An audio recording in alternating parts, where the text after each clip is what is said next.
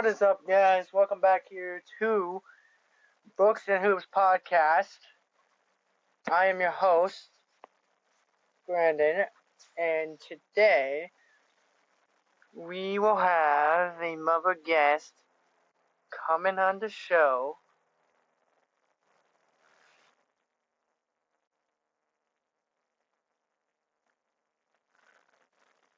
So,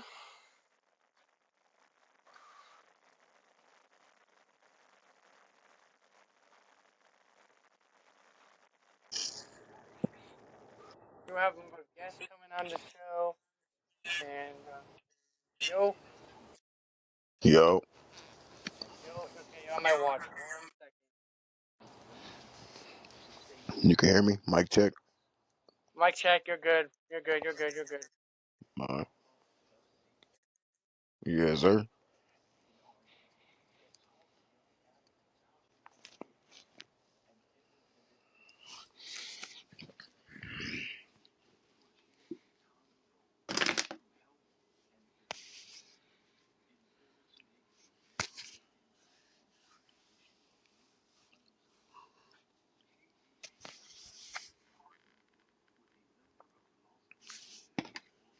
Turn this down.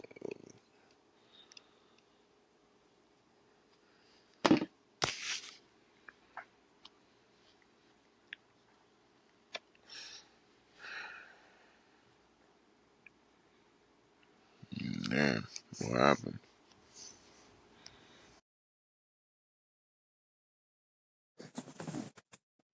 Mic check. Mic check.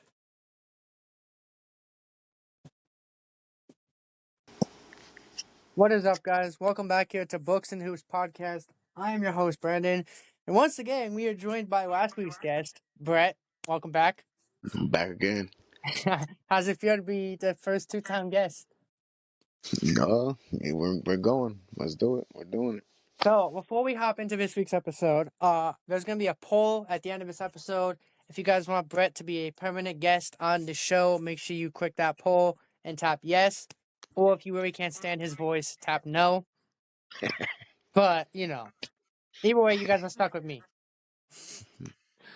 How you doing, my boy? I'm doing good, man. Having a good day off today. You know it. All right, so I've been told that we each have some questions for each other. hmm But first off, congratulations to your Rams on advancing to the NFC title game. Yeah, it was a close one. Should have way closer than it should have been, but a Well, win's a a win's a win. win. Got that win. Got that W. Yeah, that's all that matters. Since you're the guest, would you like to go first, or do you want me to go first? Oh, I'll go. Actually, I got a couple things I've written down. All right, go for it. So I say out of the four teams that's left in the NFL playoffs, who you think's a favorite? So I'll break it down to you like this: the Broncos are gonna have backup quarterback Jarrett Stidham, who has not thrown a touchdown pass since 2023. So I think Denver was the favorite, but now I think that that's going to escalate. I'm going to take New England to advance in the AFC, and I think Seattle's going to get it done in the NFC, and I got the Seahawks winning Super Bowl 60. Okay. What about you? I'm going Rams. They didn't look good this week, but bounce back. I'm going Rams over Seahawks. It's 1-1 the past two meetings. So we're both pretty equal, pretty solid on paper too. I think the defense got to come and play, but Patriots, I think, are going to come out of the AFC Yeah, I because think of that Bo Nix's injury. I think with Bo Nix's injury, I think that the Patriots are going to come out of the AFC. Okay, so my first question I have for you, you're a sports guy, I'm a sports guy, so I got to ask you this. Do you think that what sport do you think teaches the best life lessons? I would say, I would say baseball.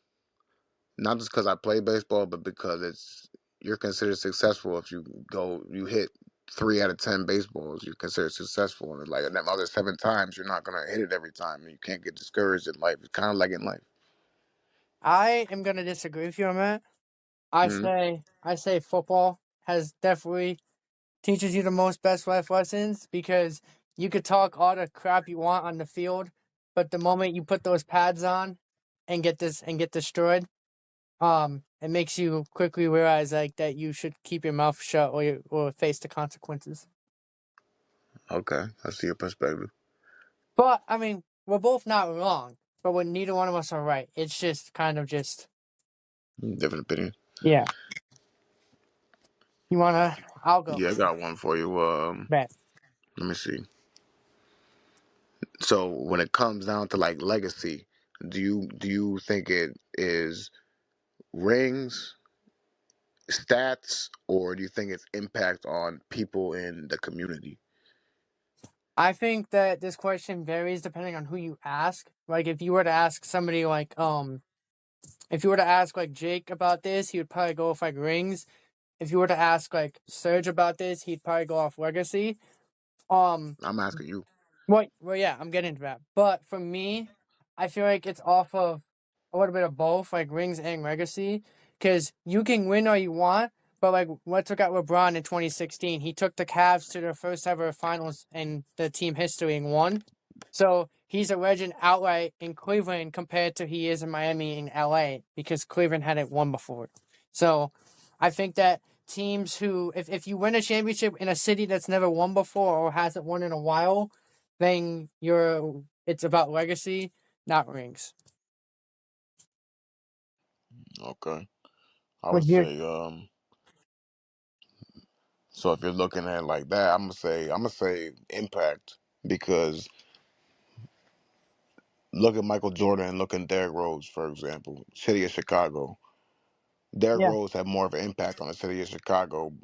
Even though Michael won 6 championships and blah blah blah, whatever, you know what I mean, the GOAT, whatever, Derrick Rose was in the community. Derrick Rose doing foundations. Derrick Rose donating to, you know what I mean? yeah, and it's kind Yeah, of the he same he thing. showed he bring that like grittiness from Chicago, then they relate to him. It's kind of the same thing with Carmelo Anthony and Jalen Brunson. In a sense where I think Brunson's going to bring a championship to the Knicks. You can argue that he already has with the NBA Cup, but it's kind of the same thing. Legacy. What you said. Mm. All right, my next question. Are you more of a team player or put the game on my back type of player? Meaning about like, are you gonna try to hit the game-winning home run, or are you gonna try to get on base, hit a single, steal second base, maybe steal third base, and try to score that way, or are you just gonna try to like I be a mean, team shit. player? If I can hit the home run, I hit the home run. But if I get on base and I don't hit a home run, I'm stealing second, stealing third, and trying to get home. How many steals did you have in your baseball career? I only got thrown out one time in my baseball career. Damn, one time. One time, my middle school, high school, past that. Damn. Shush. Shout out Brett's pops, teaching him well. Shout out Derek. We're definitely shouting a lot of people out this episode. Um, yeah. So for me, I'm more of like I can do a little bit of both, where I want to put the team on my back, but I also can also like be more of a team player. It kind of just depends on like who I'm facing and who's like my teammates, kind of, and the vibe I'm getting. Like if I feel like I have to take the game over to win, I will. But if I feel like I'm trash and can't do it, I'll be a team player. It's like Yeah, you gotta read the room. yeah, it's kind of just like, but I can do a little bit of both. Hmm. Next I question. got who you think should be the MVP, regardless of who's in the finals right now in the final four of the NFL. Um, I think Matt Stafford has had a phenomenal season with the weapons that he's had in Puka Nacua, Devonta Adams, Kyron Williams, Cody Parkinson, Tyler Higbee, Terrence Ferguson. Like the list goes on and on. And Drake May has had some good weapons too. Stephon Diggs and Keyshawn Booty and Demario Douglas. So I definitely think it's a battle. But if we're looking at more, I think what Matthew Stafford has done leading the league in touchdown passes, yards thrown. I think that it is Matthew Stafford. Um, but I could see people's arguments for Drake May as well. But Drake May's young. He's gonna have plenty of time to win MVPs in this league. Kid's got a bright future. He's definitely turned it around since last year. It was 4-12, 13-4 Yep. now. Yep. What about you? Who do you think is the MVP? And don't be biased. Yeah, I'm a little biased, but if you really look at the numbers, No, I would take Stafford. And had a Exactly. couple close, tough games that he's pretty much won the game for us. You know, Exactly. it's a tougher division they're in. They're in the NFC West. That's the top three teams still left in the playoffs. So that still was left in the playoffs. Where would you put Where would you put Caleb Williams on that MVP pedestal? No, not up there. Nah, nah. Yeah, I'm the biggest Caleb Williams haters because for those of you who are listening, I am a Packers fan, so I'm the biggest Caleb hater. Kid's good. Kid's got game, but I'm the biggest Caleb Williams hater. Like, that's it. All right, my follow-up question to the sports panel is: what athlete do you feel you relate to the most, and why? And then, is there a moment in sports that shaped how you handle adversity? Um,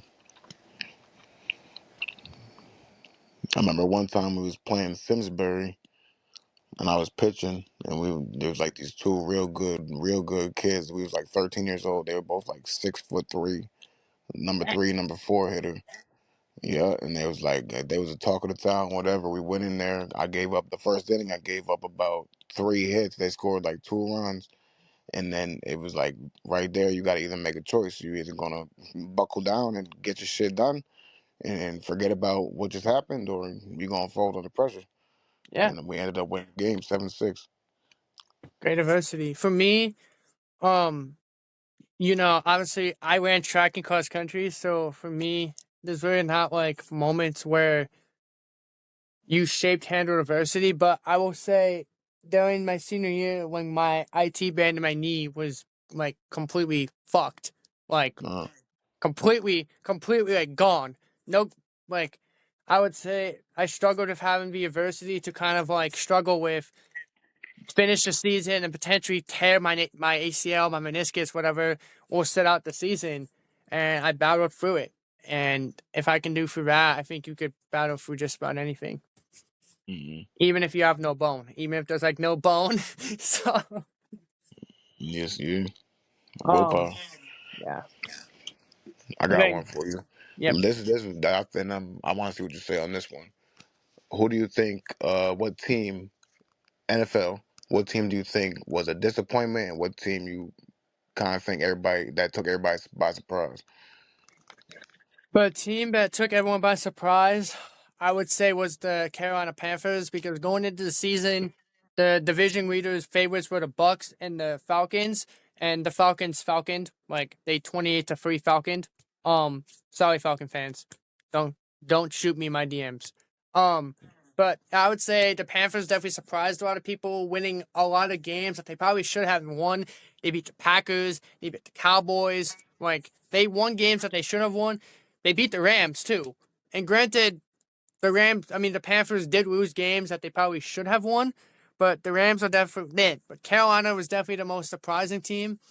And I would say the most disappointing team has to be two teams: the Kansas City Chiefs and the I just had them too. Oh, the Kansas City Chiefs were one of the most disappointing teams. Oh, and the Detroit Lions. No, I was Two about to say teams that. two teams that were just in the NFC and AFC championship a season ago. The Chiefs were the back-to-back Super Bowl champions. Definitely disappointing year by both of them. But shout out Donna Kelsey on the Traders, Travis and Jason's mom. Shout out, Mama Donna Kelsey. If you haven't seen the Traders season 4, you should watch it because she's killing it on there. No spoilers. Okay. What Yeah, about you? I would say the Detroit Lions. I definitely was my first answer. My first thought. They Yeah, had Goff coming off a great season. They was in the like you said the game the last year. They had Gibbs doing great this year, career year. I'm pretty sure, and a couple receivers. They hurt them when Amon St. Brown got injured, but yeah, still, they kind of you had enough weapons. just folded. Who was your surprise team? You would say, or do you agree with Carolina was the surprise team? I'd say surprise team probably the Bears. I didn't really think they was gonna make it that far. I had heard the hype, but I was like, same division as the Vikings, Packers, and Lions. Like, there's no way. But respect, I respect that. Mm, Um, So my next question for you is about mental toughness and competition. And what is one thing that you say sports teaches you when dealing with losses? Short memory, short term memory. Yeah, I definitely agree with that. I've lost a lot of races more than I should have won. And you just gotta kind of forget it because if you sit there and dwell on it, you're just gonna stress yourself out.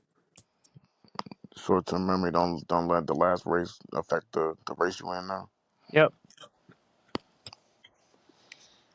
But yeah, I don't really got too many other questions I have written down in there. that's fine. If you think of one, just let me know. Um, Uh, do losses motivate you or mess with your confidence? Bill's character. It does build character. I think like if you go like if you're in the Super Bowl and you lose, like that's more motivation to come back and like whatever. Like that's more If motive. every Yeah. Um. I feel like if every day was a good day, you wouldn't really appreciate the good days. You know. Exactly. Exactly. You win some, you lose some. It ain't always home runs. That's Morgan Wallen's '98 Braves.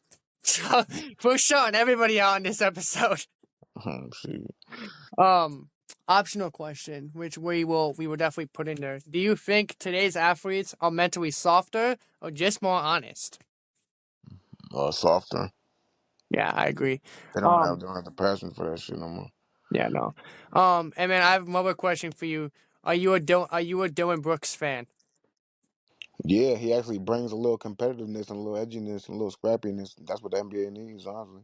I mean, I kind of play like him. I kind of am trash at basketball, but I can trash talk my way to what I need. My Sometimes next that's my half the battle. Yep, my next segment is hot takes. So sports edition. So I'm gonna just fire some rapid fire at you, and you just say the answer that you come to mind. Goat debate: Jordan or LeBron.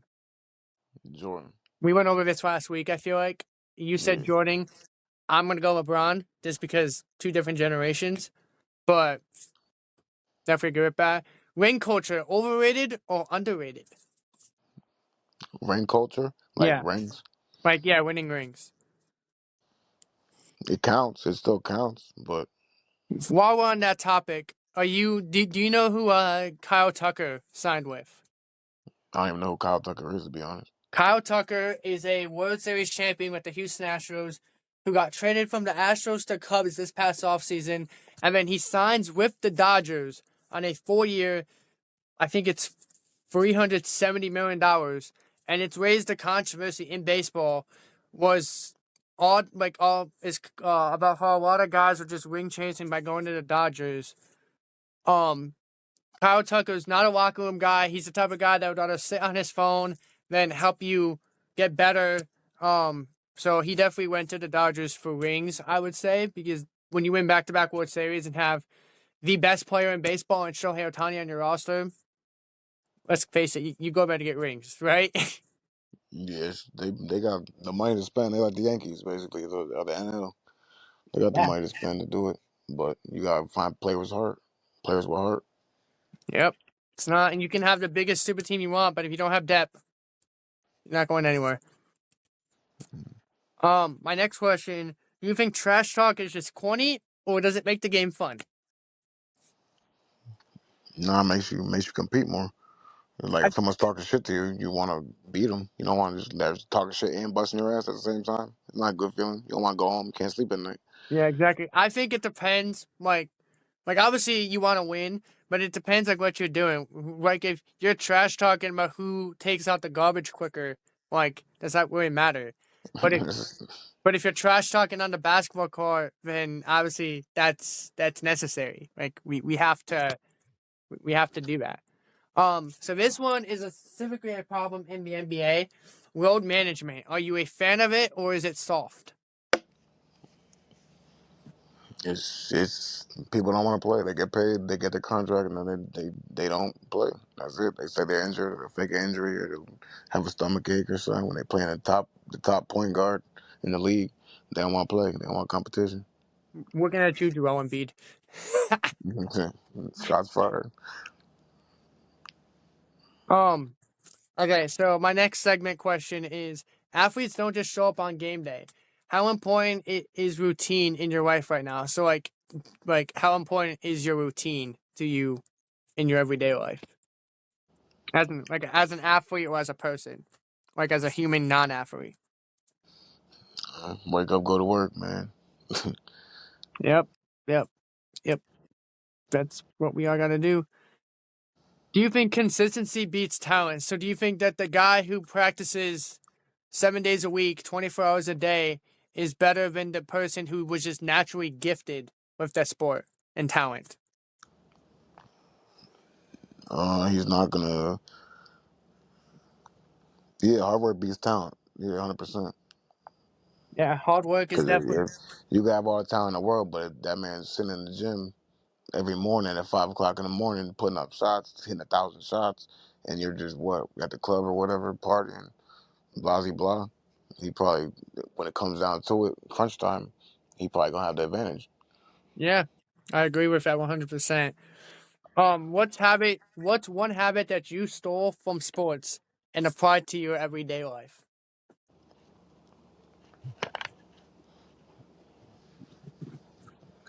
Discipline, probably. Yeah, I would say so. For me, it was mental toughness. Mm-hmm. Um, because right now I go through the same thing while at the gym. It's like I don't necessarily want to be there. I don't necessarily want to lift that day, but I gotta lift. And and if you don't have mental toughness, you're just gonna walk out of the gym or never go to the gym. So It's kind of like who are you really when nobody's watching or nobody's looking? yeah, yeah. I told my athletes when I was coaching that all the time. Like just do your thing. Um, my next question is, how do you deal with pressure when people expect something from you? So, like, how do you deal with pressure when your coach is expecting you to hit the game tying grand slam or score the game winning touchdown? Like, how do you deal with that pressure under pressure moments? Is it faith? Is it just yourself? Like, what is it? You try and do your best, and hopefully all the preparation that you put into it will you know what I mean, get you through it. Yeah, definitely. Because people can pressure you all you want, but it's how you perform under pressure. Um, you That's another can thing I wanted to ask you too.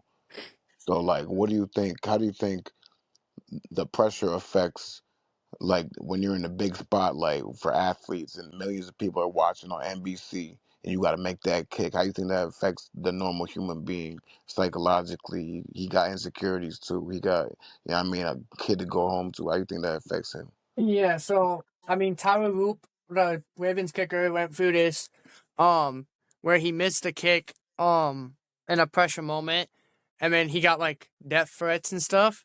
So I think you kind of just stay in the zone and understand that you miss 95% of the shots you don't take. So even if you miss one game winning kick, you're likely to make 75 more game winning kicks or score 6 more game winning touchdowns. So I think you just got to stay in the zone and understand that it's okay to miss one because, like Wayne Gretzky said, you miss 100% of the shots you don't take. Yeah, yeah. So I think that is definitely important to, like, I you know. think I think just remember everybody's human. At the end of the day, we all got emotions and all that. So Yep. Yes, we do. All right. So this one is definitely. This next question I have for you is gonna be hilarious. What is the worst sports take you've ever heard in your entire life? I got my answer, but I want to hear yours first. and I think it was either Max Keller on First Take or Ryan Hollins. I think he said Shaq wasn't a top five center all time or something. And That's ridiculous. Stephen A. and Max were about to walk off the set. It seemed like I love Stephen A. Smith. That dude is hilarious. For me, the worst take that I've ever heard was that Tom Brady was not the GOAT in the NFL. who said that? One of my friends from high school. Mm. Credentials. Yeah, the different credentials. Still a still a bad take. Still a bad take. Yeah, bad take. Like still terrible. But um So now this is where it might go controversial. The team you hate, like what team do you hate the most in all sports? Hmm. You guys already know mine as a Packers fan, but I got some more. I don't know. I don't really hate no teams. I just don't like losing to certain teams. Okay, so what teams do you hate losing to? I don't like losing to Seattle. I don't like losing to San Fran. Basketball, I don't like losing to the Celtics. Yeah, I'm a Mets fan, so I hate losing to the Phillies. Philly boys. But shout out Bo Bichette for picking New York over Philadelphia. We love you both for that. Hashtag screw the Phillies. Um, there's someone listening to this right now who loves sports but feels stuck in life. So, what advice would you give them to maybe to the kid who got cut, benched, or even got overlooked? I mean, if you're still young enough, keep going for it. But if not, try and find find something else to do. It Like, might be your time might be up. like CJ Stroud comes up to you and he's like, Brett, I got benched. I had a terrible game. What should I do? Oh What do nah, you? he already in the NFL. He already got everybody around him helping him out. He good. He Yeah, had a bad year. That's all. that's it. Um, and then I have. So before we wrap up, is there anything that you want to say about that we didn't get to last time? Shout out my people. Shout out everybody I love. You know who you are. Um, yeah, happiness, peace. And then I do have I came up with like one final question, but this is like a kind of like I don't really know if it's a question, but we're gonna go ahead and ask it. Where do you? I want you to rank your top 10 best athletes of all time, from worst from 10 to 1. Top. I'll give you top five. Bet. Give me the top 5.